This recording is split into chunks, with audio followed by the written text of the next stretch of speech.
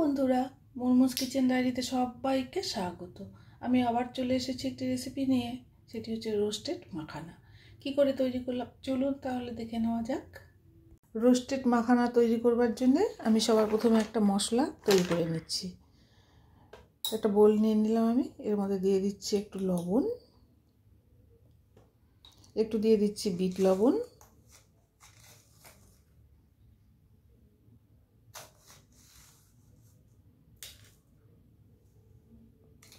একটু দিয়ে দিলাম গোলমরিচের পাউডার,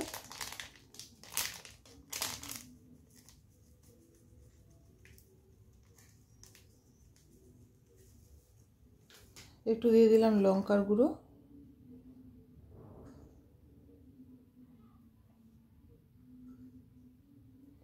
একটু দিয়ে দিলাম চাট মশলা।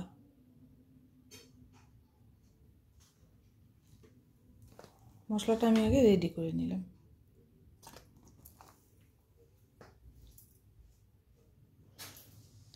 এবারে আমি ইন্ডাকশন চালিয়ে প্যানটা বসিয়ে দিলাম।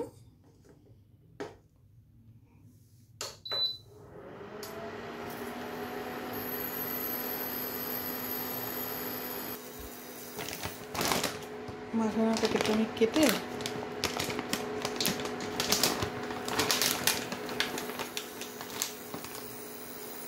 প্যানটা গরম হয়ে গিয়েছে। এবারে আমি কিছুটা মাখানা এর মধ্যে দিয়ে দিলাম। প্রথমে আমি এটাকে ড্রাই রোস্ট করে নেব। আমি খুব বেশি তৈরি করবো না, অল্পই বানাচ্ছি। প্রথমে আমি এটাকে ড্রাই রোস্ট করে নেব। হিটটা কমিয়ে দিয়েছি।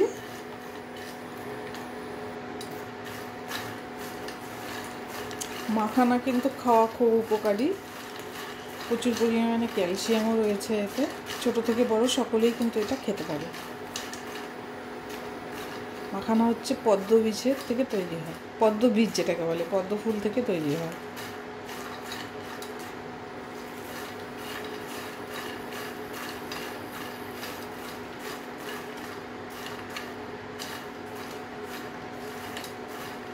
লো হিটে আমি এটাকে ভাজা করে নিচ্ছি।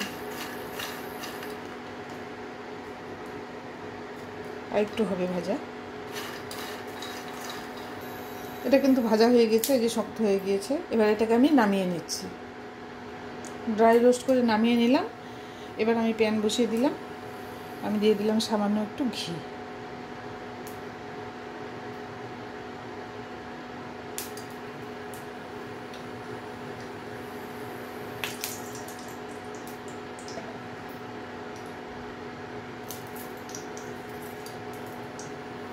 এবারে আমি যে মশলাটা নিয়ে নিয়েছিলাম এর মধ্যে সামান্য 1 পিঞ্চ একটু হলুদও দিয়ে দিলাম।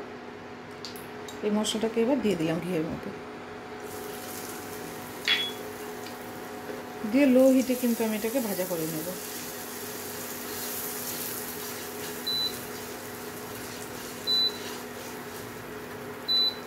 খুব বেশি ভাজা করা যাবে না, তাহলে পুড়ে যাবে। এবার আমি মাখনাটা দিয়ে দিলাম।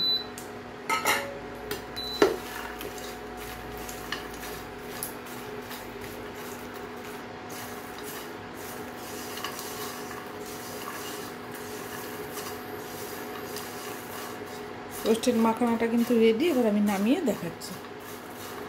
দেখুন বন্ধুরা, রোস্টেড মাখানা রেডি। এই রেসিপিটি যদি আপনাদের পছন্দ হয়, লাইক, শেয়ার, কমেন্ট, সাবস্ক্রাইব করতে ভুলবেন না প্লিজ। সকলে ভালো থাকবেন, সুস্থ থাকবেন।